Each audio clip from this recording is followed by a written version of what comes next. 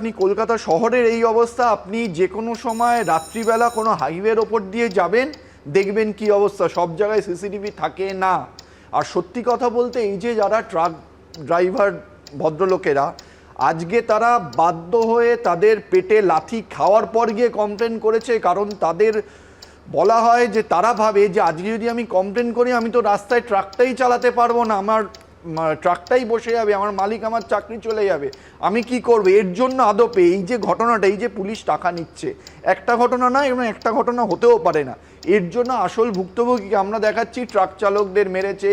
গাড়ি ভেঙেছে, সেটা কিন্তু না, আসল ভুক্তভোগী কিন্তু আমি আপনারা। কারণ এর জন্যই কিন্তু ট্রাকে করে যে জিনিস নিয়ে আসছে, সেটা আমাদের ব্যবহারের জিনিস, এর জন্য কিন্তু এগুলোর দাম বেড়ে যাচ্ছে। আমরা দেখছি প্রত্যেক দিন নিত্য প্রয়োজনীয় জিনিস বাজারের দাম বাড়ছে, সব কিছুর দাম বাড়ছে, এটাও কিন্তু তার অন্যতম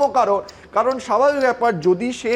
100 টাকা পায় একটা মাল নিয়ে যাওয়ার জন্য, তাকে যদি 20 টাকা দিতে হয়, তাহলে দামের মধ্যে ধরে নিচ্ছে 120 টাকাটা করে দেবে, স্বাভাবিক ব্যাপার।